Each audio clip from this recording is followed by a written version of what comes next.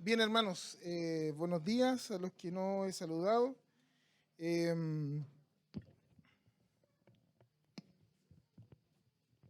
Aprovechen ahí de acomodarse los que estaban de pie atrás. No nos pasaba eso hace mucho tiempo. Ay, yo me había traído agua ya, gracias. No nos pasaba eso hace mucho tiempo, que teníamos que poner más sillas, que teníamos que quedar algunos de pie porque estaba la silla llena. Así que damos gracias al Señor por eso. Damos gracias al Señor porque estamos retomando cierta normalidad como iglesia, así que y, y- y también contentos por la noticia que nos daba el pastor Vladimir hace un ratito. Bien, hermanos, vamos a retomar nuestra serie de Génesis, que habíamos dejado interrumpida por el mes de octubre, por esta serie de discipulado que tuvimos, ya de discipulado reformado, y retomaremos en este sermón 21, que han como 3 o 4 sermones solamente de esta serie que ha durado durante todo el año. Así que tres sermones quedan para terminar. Ya estamos en la última parte del relato, así que les voy a invitar a que puedan abrir sus Biblias en Génesis capítulo 43. Y como les decía, no sé si habrán hecho la tarea o no. Ideal es que lo hayan hecho, hayan leído el capítulo 43, capítulo 44 y el 45 en estos días, porque si no vamos a tener que leerlo ahora. Y vamos a estar por lo menos 25 minutos y de ahí me van a quedar como 5 para poder predicar nomás.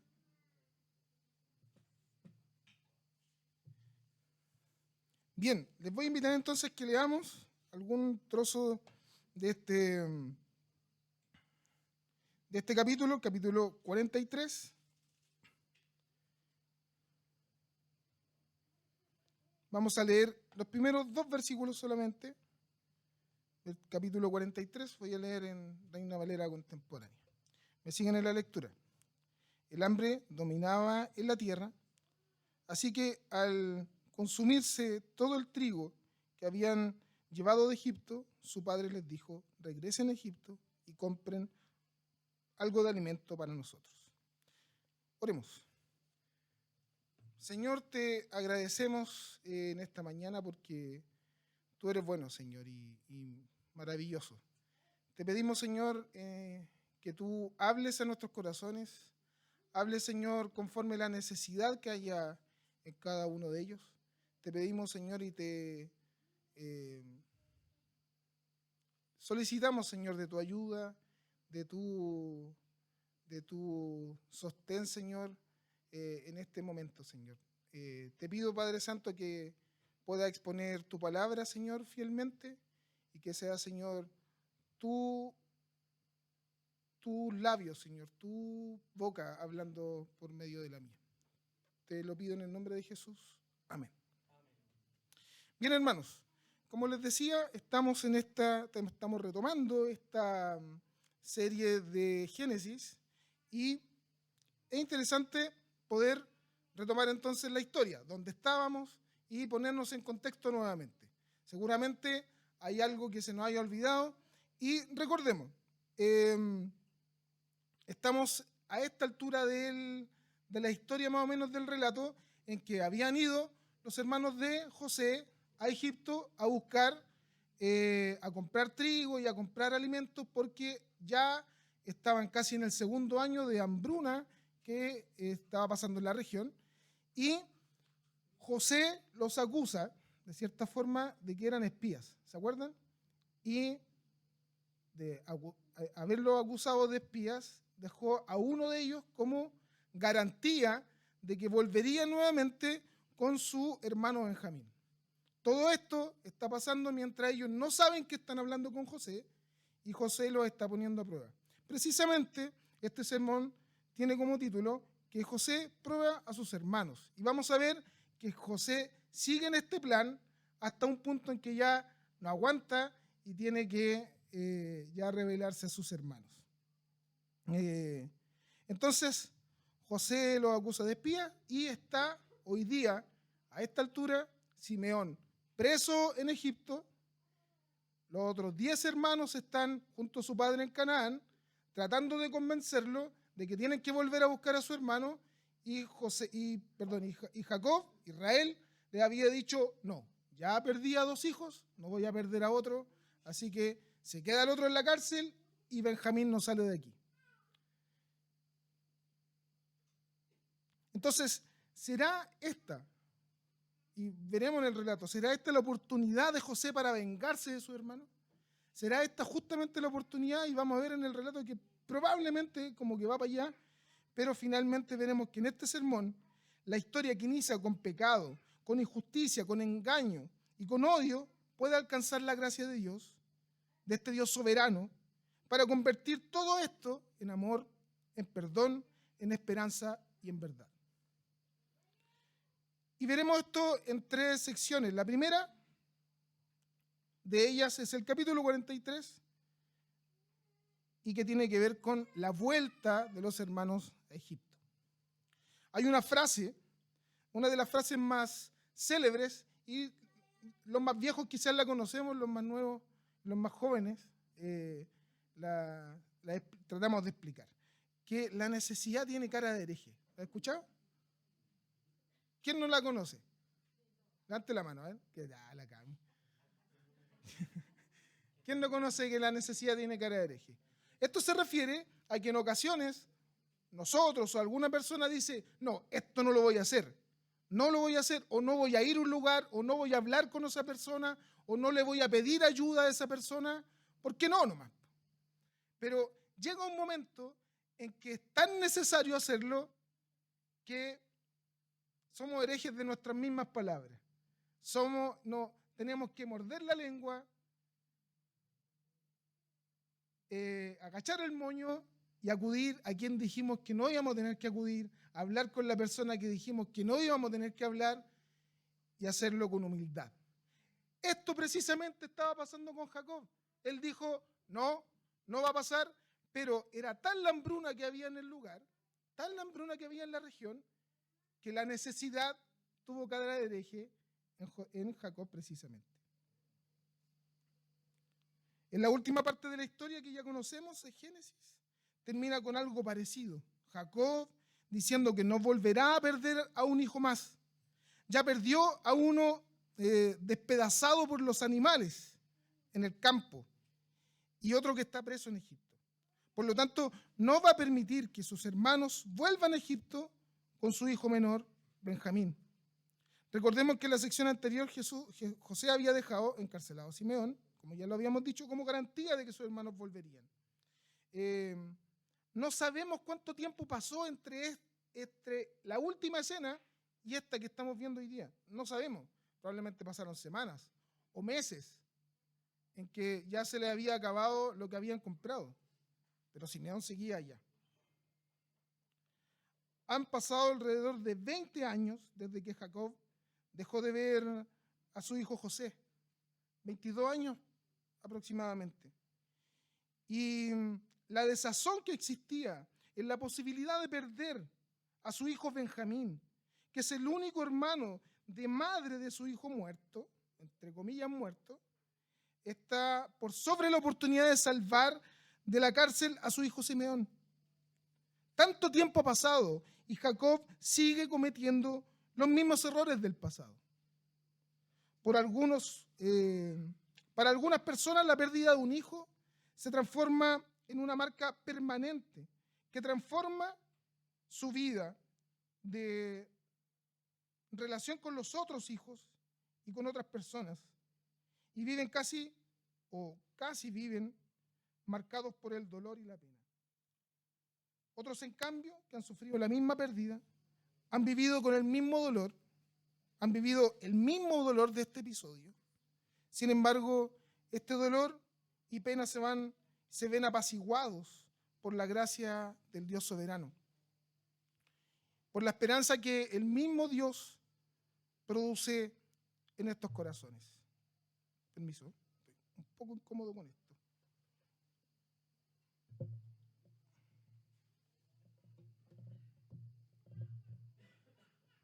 Ahí sí. A pesar de que José no había muerto realmente, Jacob está viviendo el duelo permanente. Y esto hace que su vida sea transformada por el dolor. Sus relaciones tienen que ver con ese dolor. No quiere perder un hijo más. Había perdido al hijo amado. Y no quiere perder al único hermano que tiene, el único hermano de madre que tenía este hermano amado. Entonces, él está viviendo este duelo, que es de mentira, pero está viviendo ese duelo. Ahora, volvamos al relato. A pesar de que Rubén había puesto como garantía a sus hijos de que volvería con Benjamín de vuelta en el capítulo 42, dice, yo me hago cargo de Benjamín. Si no te lo devuelvo, podrán matar a mis 2 hijos, le dijo Rubén, el hijo mayor de los hermanos. Israel no cedió a esa petición. Ahora es Judá el que le recuerda que si no vuelven con su hermano a Benjamín, no podrán ver a ese hombre, al gobernador de Egipto, ¿ya? Que les ayudaría a comprar nuevamente alimento. Por otra parte, si no iban pronto, lo más seguro es que morirían de hambre, ellos y sus hijos. Entonces la promesa de Dios de hacer una nación grande de este Jacob quedaría en nada. Finalmente, Judá le dijo a Israel, su padre, bajo mi responsabilidad, envía al muchacho y nos iremos ahora mismo para que nosotros y nuestros hijos podamos seguir viviendo. Versículo 9. Yo te respondo por su seguridad. A mí me pedirás cuenta. Si no te devuelvo sano y salvo, yo seré el culpable ante ti para toda la vida. Si no nos hubiésemos demorado tanto, ya habríamos ido y vuelto 2 veces. Jacob finalmente cede a esta petición y los despide, orando a Dios para que este hombre, José, que ellos no sabían, tenga compasión y los reciba con todos los enseres, con los regalos y con el doble del dinero que habían llevado anteriormente y que estaba en sus bolsas cuando volvieron. ¿Se acuerdan de eso? Por supuesto, también con su hijo y con el hermano Benjamín. Ahora, José lo recibe en su casa. Y la trama de esta película se está poniendo buena, de verdad muy buena. Seguramente los que estaban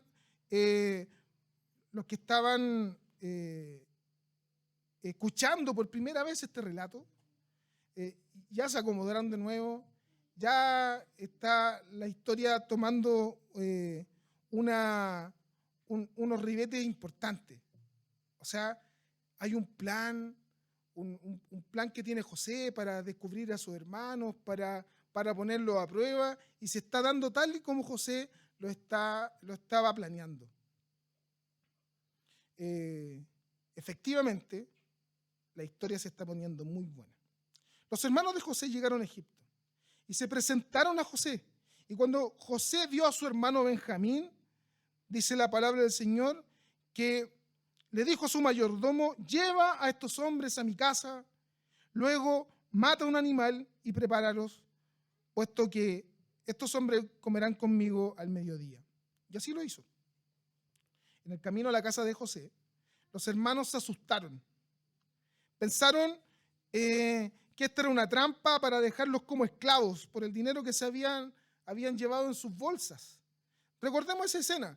Ellos habían comprado grano, habían comprado comida, y José, cuando les llena los sacos de comida, le dice al mayordomo que le devuelva el dinero, que ponga el dinero en sus sacos nuevamente. Cuando ellos llegan a Canaán, se dan cuenta que el dinero está ahí. Por lo tanto, se llenaron de miedo,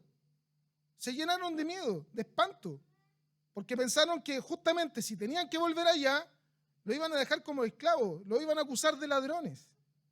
Esto es lo que estaba pasando. Ahora ellos humildemente se acercaron al mayordomo para comentarle lo que había pasado con este dinero. Y él les respondió que estuvieran tranquilos, porque el Dios suyo y el de su padre seguramente había puesto ese dinero en sus bolsas de manera milagrosa, y que él era testigo del pago que habían realizado anteriormente. Y de paso les entregó a Simeón, que estaba preso. Allí pudieron lavarse los pies, dice el relato, y le dieron de comer a sus asnos, a los animales que estaban con ellos. Llegó el mediodía, y aquí esta escena es maravillosa. Llegó el mediodía y José entró a la casa a comer con ellos, y sus hermanos se inclinaron ante él. Abramos un paréntesis aquí. Es interesante notar esto. José había madurado de tal manera que esta escena no pareció importarle. Pero, ¿acaso no era justa la oportunidad para vengarse de los hermanos? José entra a escena y los 11 hermanos que estaban ahí se postran ante él. Se cumple literalmente el sueño que había tenido y que por causa de ese sueño lo odiaban. O sea, José, de 17 años, probablemente le hubiese refregado en la cara y le hubiese dicho, ¿se dan cuenta que yo tenía razón? Pero este José, de casi 40, había madurado. Y ya pareció no importarle. Este hombre era el gobernador de todo Egipto, el hombre más importante bajo el faraón, ciertamente tenía de qué jactarse. Tenía de qué jactarse y refregar en la cara a sus hermanos. Pero no lo hizo. No lo hizo. Eso nos mostrará más adelante que algo pasó ahí. Entonces, cerremos ese paréntesis. José pregunta, muy interesado por su padre en esta escena. Se entera que está vivo y bien. Luego ve a su hermano Benjamín y le dice, ¿este es su hermano? Sí, este es el hermano que nosotros le habíamos dicho. Perfecto. No aguantó la emoción, pidió disculpas, seguramente me dijo, tengo un mensaje, me están llamando por teléfono, tengo que ir a responder un correo, vengo al tiro, tengo un cierre, como tienen algunos, y vuelvo, ¿ya?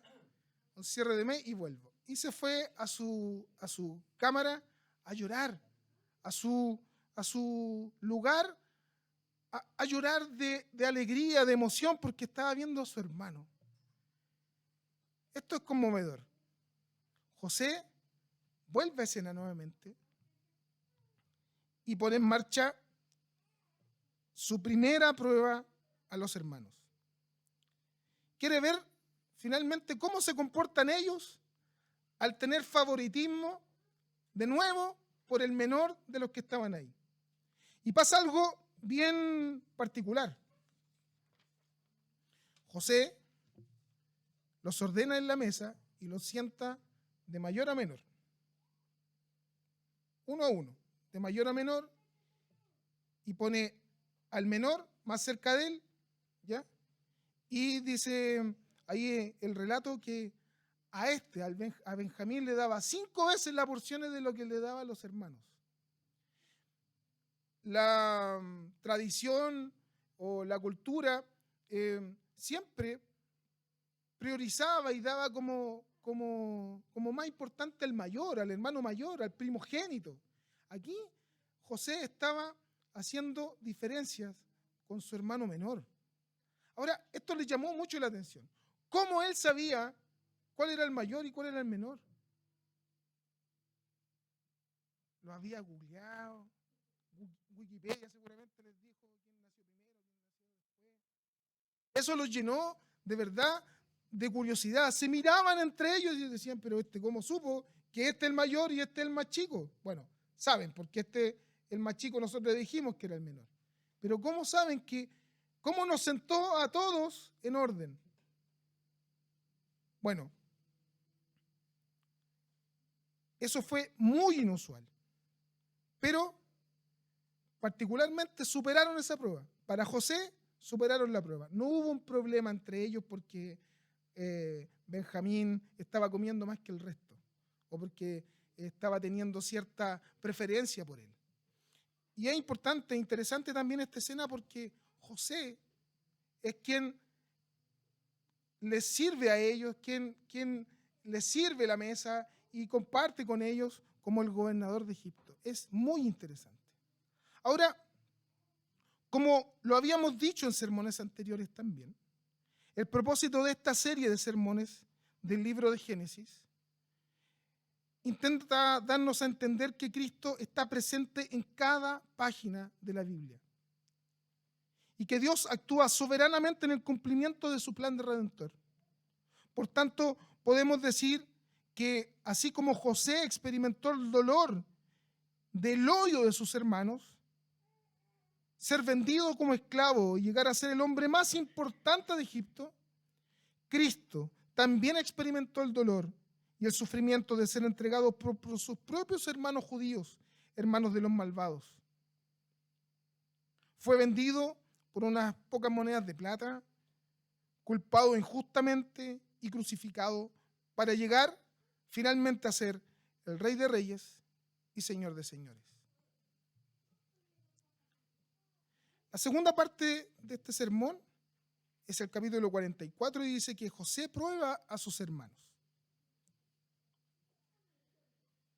Pasada la comida, José instruye a su mayordomo acerca de su plan. Llenar de alimentos las bolsas, de regreso a la casa de sus hermanos, de regreso a su casa, pero poner su copa de plata, la copa de plata que usaba José, en la bolsa de Benjamín. ¿Qué buscaba José con esto? ¿Acaso ahora sí se vengaría de sus hermanos? ¿Los metería a todos presos por ladrones? Acá comienza la segunda prueba a sus hermanos. El plan es el siguiente. Apenas están fuera de la ciudad, José le dice a su mayordomo que los persiga y le ordena, versículo 4, ve, sigue a los hombres y cuando los alcances diles, ¿por qué devolviste mal por bien? ¿Por qué has robado la copa de plata? No es de esto que mi señor bebe. ¿No lo usa realmente para la adivinación? Has hecho mal al hacer esto. Ellos finalmente sabían que eran inocentes.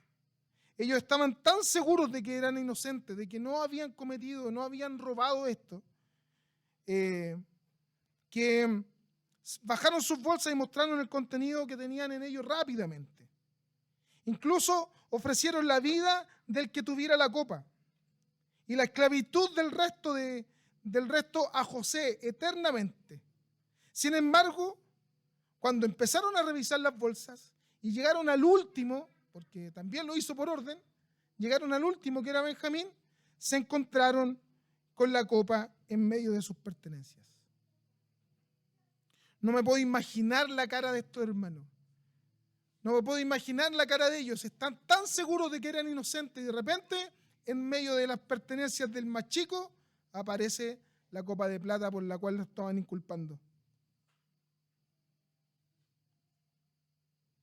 Estaban siendo acusados de robarle al gobernador de Egipto, al hombre más importante, quien había abierto su casa para recibirlos. Y resulta que la evidencia mostraba que eran culpables. Rasgaron sus vestiduras en ese mismo momento. Sabían que la promesa que estaban haciendo frente a este hombre debían cumplirla. Luego, cada uno cargó su burro, dice, y regresaron a la ciudad.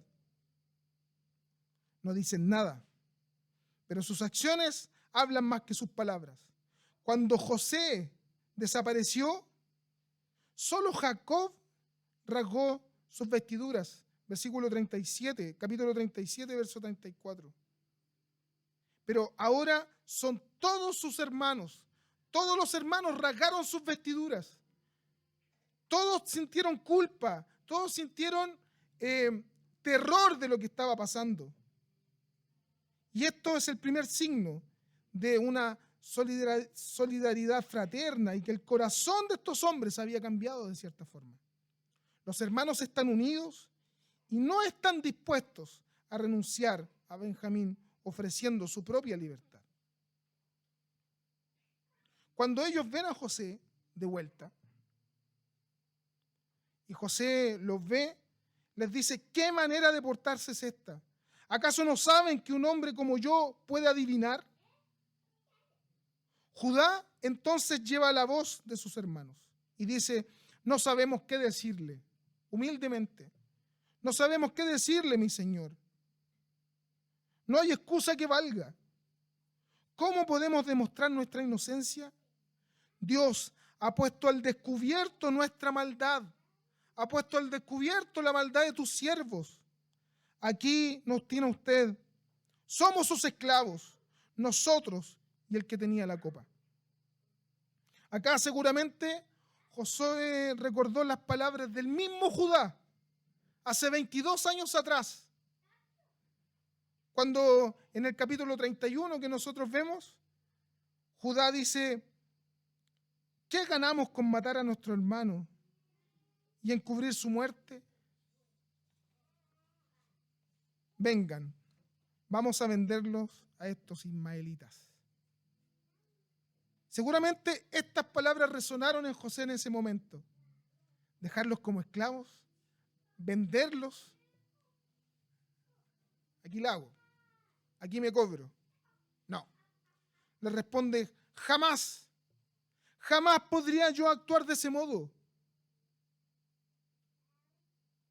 Solo será esclavo el que tenía la copa, Benjamín. En cuanto ustedes regresen tranquilos a su casa, a la casa de su padre. El relato entonces entra en un clima máximo. La historia comienza a tomar reveses insospechados. Las primeras películas que yo fui a ver al cine con el Benja, cuando estaba chiquitito,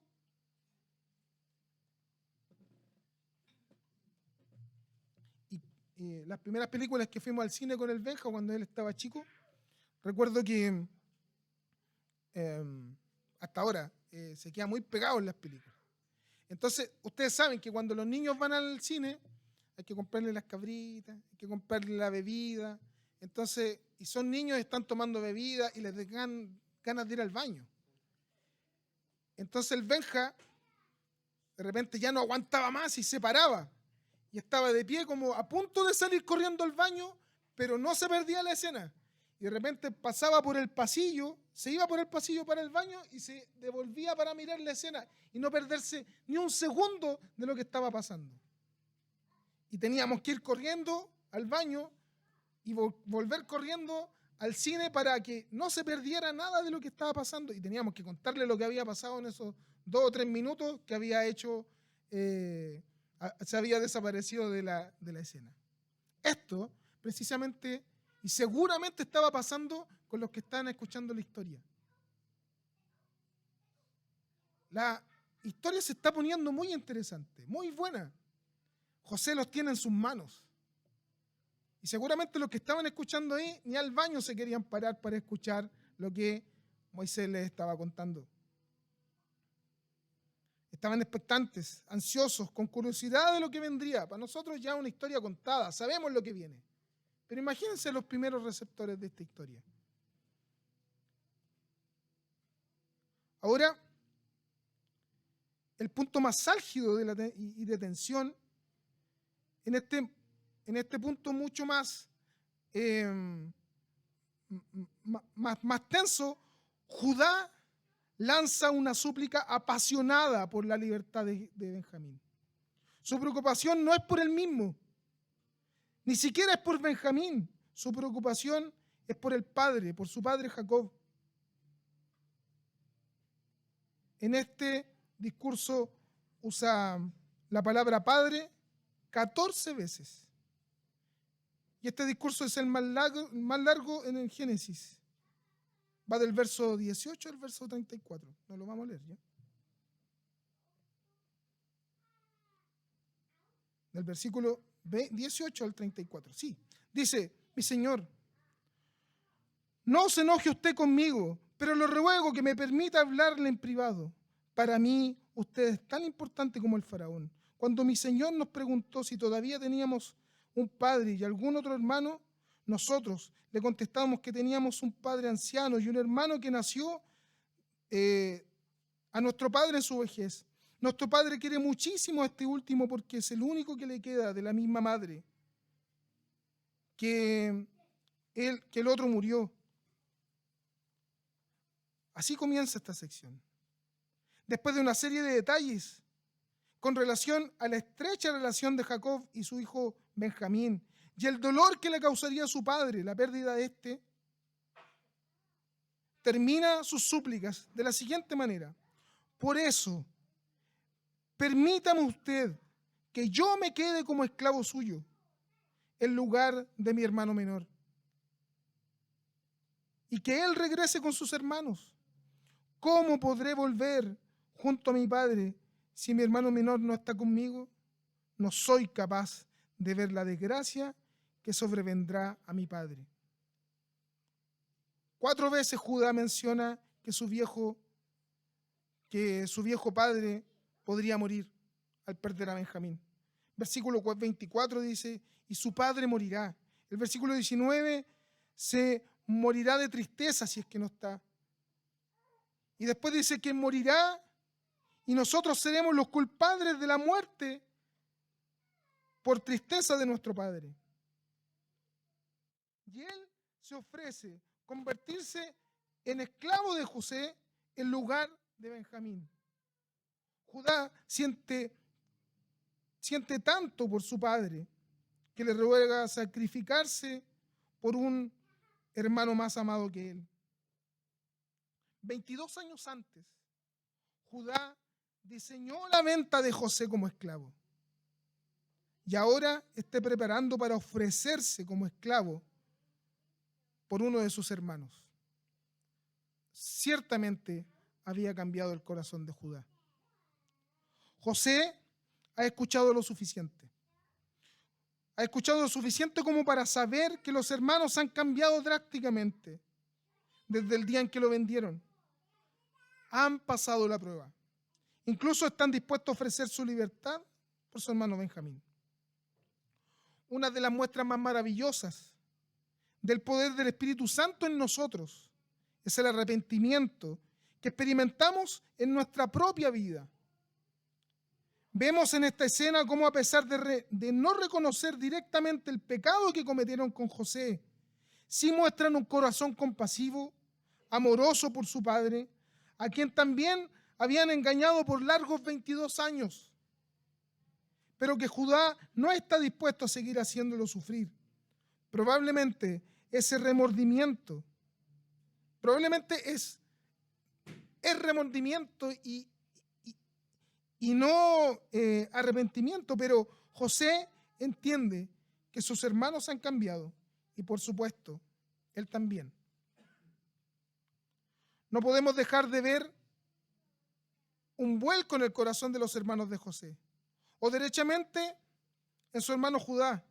¿Quién será la raíz del Salvador del mundo? Es interesante ver que Judá intercede por su hermano Benjamín y está dispuesto a tomar su lugar con tal de que éste quede libre. Aunque esto no logra concretarse finalmente, está disponiéndose a hacerlo.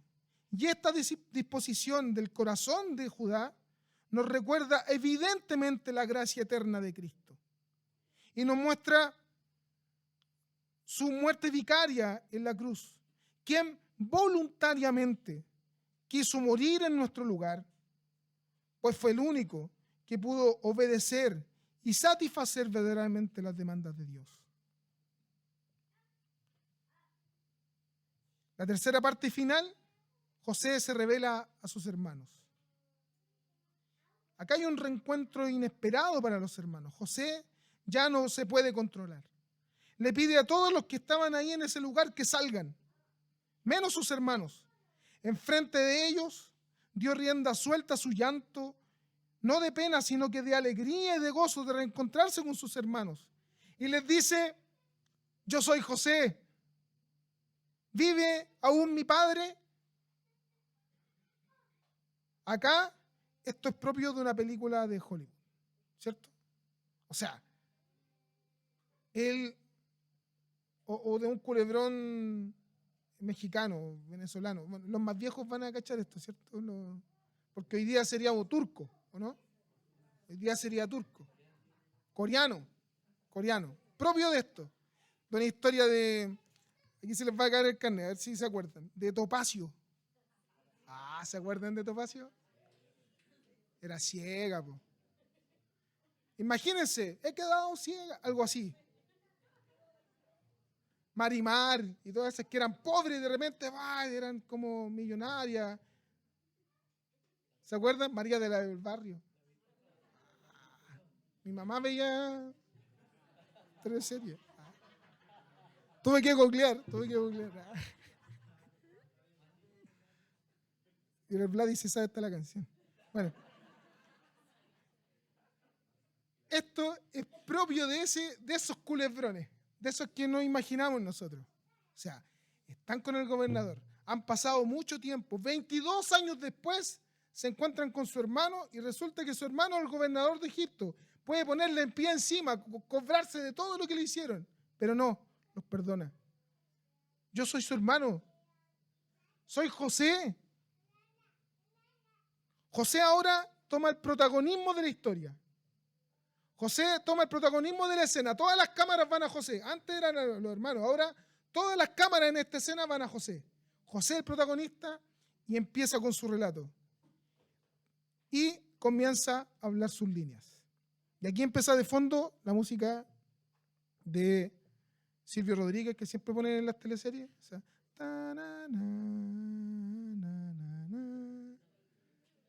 sí, es de Silvio. La teleserie del 7, ¿se acuerdan? De TVN, perdón, se me cayó el carnet de nuevo. TVN, reencuentro, ya. Esa empieza a sonar de fondo. Y escuchen, José dice lo siguiente. Estas son las líneas de José en este relato. Yo soy José, el hermano de ustedes, a quien vendieron en Egipto, pero ahora, por favor, no se aflijan más ni se reprochen el haberme vendido, pues en realidad fue Dios quien me mandó delante de ustedes para salvar sus vidas. Desde hace 2 años la región está sufriendo de hambre y todavía faltan 5 años más en que no habrá siembras ni cosechas. Por eso Dios me envió delante de ustedes para salvarles la vida de manera extraordinaria y de este modo asegurarles descendencia sobre la tierra. Fue Dios quien me envió aquí y no ustedes. Él me ha puesto como asesor del faraón y administrador de su casa y como gobernador de todo Egipto. Vamos, apúrense, vuelvan a casa de mi padre y díganle, así dice tu hijo José, Dios me ha hecho gobernador de todo Egipto, ven a verme, no te demores, vivirás en la región de Gosén, cerca de mí, con tus hijos, con tus nietos, y tus ovejas, y vacas, y todas tus posesiones. Yo les proveeré alimento allí, porque aún quedan 5 años más de hambre. De lo contrario, tú y tu familia, y todo lo que te pertenece, caerán en la miseria. Además, ustedes y mi hermano Benjamín son testigos de que yo mismo lo he dicho. Cuéntenle a mi padre del prestigio que tengo en Egipto y de todo lo que han visto. Pero apúrense, tráiganlo pronto. Y aquí se pone la música mucho más fuerte. Versículos 14 y 15 dice, y abrazó José a su hermano Benjamín y comenzó a llorar. Benjamín, a su vez, también lloró abrazando a su hermano José. Y José, bañado en lágrimas, besó a todos sus hermanos. Solo entonces se animaron ellos a hablarle. Yo me imagino la cara de los que estaban ahí escuchando. Y deben haber estado llorando junto con José, seguramente. Una escena maravillosa. Dios envió ante ti, Dios me envió ante ti para preservar la vida. José busca consolar a sus hermanos con el misterio de la providencia de Dios. El Dios soberano puede usar incluso los actos humanos malvados para cumplir su parte de salvación. Los hermanos lo vendieron a Egipto. Son totalmente responsables de este hecho malvado. Pero Dios usó ese hecho malvado para un buen propósito. Dios me envió delante de ti para preservar la vida. Los hermanos pueden consolarse con el hecho de que Dios usó su maldad en esta última instancia para preservarles la vida. Encontramos también la misma enseñanza en el Nuevo Testamento. En la última cena, Jesús declara: el Hijo del Hombre va como se ha determinado, pero ay de aquel por quien es traicionado. Judas, es totalmente responsable de su malvado acto, pero Dios usó ese acto como plan de salvación. Judas traicionó a Jesús al liderar un destacamento de soldados y policías para arrestar a Jesús en el Getsemaní. Sin embargo, Jesús acepta esa traición como parte de la copa del Padre que debía tomar, como la providencia de Dios. Cuando el faraón se enteró de todo esto, de esta escena que estaba pasando, que se había encontrado José con sus hermanos, y dice que todos se alegraron muchos, tanto Faraón como los funcionarios que estaban en su casa. Y le dijo a José: ordena a tus hermanos que carguen sus animales y vuelvan a Canaán, que me traigan a su padre y a sus familias, y yo les daré lo mejor de Egipto. Comerán de la abundancia de este país. Diles además que lleven carros de Egipto para traer a sus niños y mujeres y también al padre de ustedes. Y que no se preocupen por las cosas que tengan que dejar, porque lo mejor de todo Egipto será para ustedes.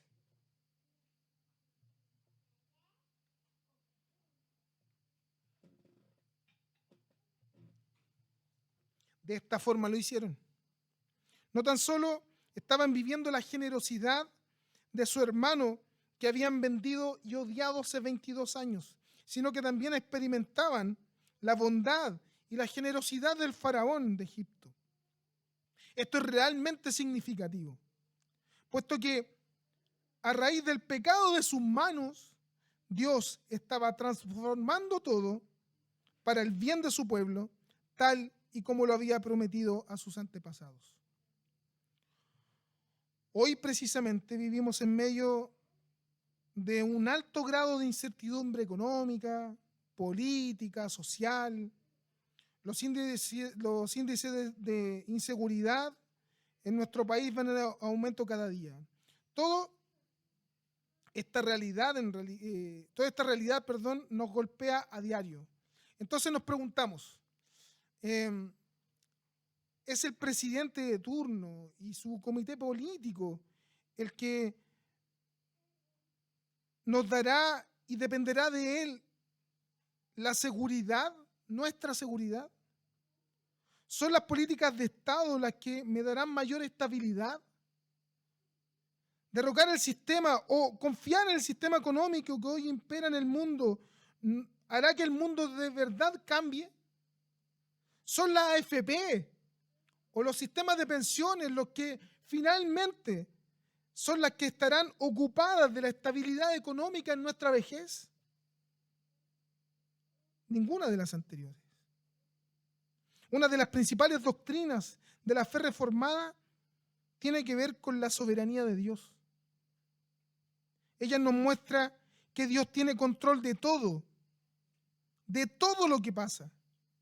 Y es Dios quien tiene control de todos los hilos de la historia y de nuestro destino. En esta doctrina descansa nuestra esperanza y se sosiega nuestro atribulado corazón. La historia de desesperanza, dolor y odio se ha transformado finalmente ahora en perdón y en gracia.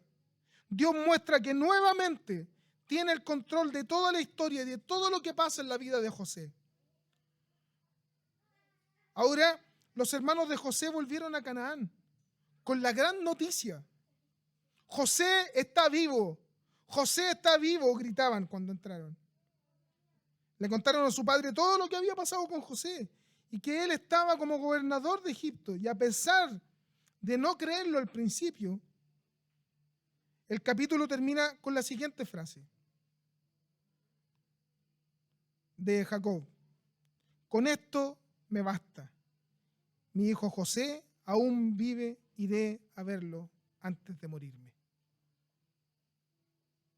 Genial. Todo vuelve a su curso. Genial. Todos los hermanos se reúnen. El propósito y el plan inicial vuelve a retomar su cauce normal. Dios tiene control de todas las cosas. Somos pecadores. Y esto último, hermanos, para reflexionar y practicar. Somos pecadores que nos hemos rebelado contra Dios, contra un Dios santo, y lo hemos ofendido. Estamos muertos en nuestros delitos y pecados, como la misma palabra del Señor nos dice, y merecemos juicio divino sobre ese pecado. Pero Dios ha tenido misericordia de nosotros. Lo que ahora somos es producto de la compasión y de la gracia divina. Todo lo que tenemos y somos como creyentes es gracias a la obra de nuestro Señor. En síntesis, una correcta perspectiva de nosotros toma en cuenta esta doble constancia y esta doble conciencia, nuestro pecado y la gracia de Dios por medio del Evangelio. Lo que éramos y lo que somos por la gracia de Cristo hoy. La vida de José nos enseña y nos recuerda que la gracia de Dios y el Evangelio debe transformarnos en personas profundamente humildes y dispuestas a perdonar. Y escúchelo, transformarnos en personas profundamente humildes y dispuestas a perdonar. Dios no está mirando de lejos la situación que estás viviendo hoy día. Las necesidades que hoy tienes de manera particular y las nuestras en conjunto. Hoy nosotros tenemos al Emanuel, al Dios con nosotros, que ha venido no tan solo para escucharnos, sino que también para rescatarnos. Tenemos al Cristo, al único Señor y Rey del universo. No hay poder, no hay autoridad que no se rinda ante Él y confiese al Señor. Dios le dio nombre por sobre todo nombre. Y como nos recuerda también el libro de Filipenses, es maravilloso ver que este Cristo tomó forma de siervo, haciéndose como uno sin capacidades, para venir a ser capaz de soportar nuestros dolores, llevar nuestras enfermedades, cargar el peso de nuestro pecado, cubrir todas nuestras transgresiones y demostrarnos que para ser mayores debemos también aprender a humillarnos primero. La historia de vida de José nos muestra nuevamente que Dios está por encima de las circunstancias, que su propósito es mayor incluso que incluso está por sobre esta vida. Porque si nuestra esperanza estuviera solo marginada a esta vida, como dice la palabra del Señor, seríamos los más dignos de toda lástima. Pero nuestra esperanza está en aquel que no solo gobierna desde siempre y para siempre, sino que también proporciona todo lo que necesitamos en nuestros pobres corazones y aún más. Esperamos su segunda venida, en donde será consumada toda la obra que fue comenzada por Él. Viviremos entonces convidados en su reino eterno, como coherederos, como copartícipes de esa gloria, con Él, cubiertas todas nuestras necesidades eternamente y para siempre. Gloria a Dios por eso. Oremos. Señor, te agradecemos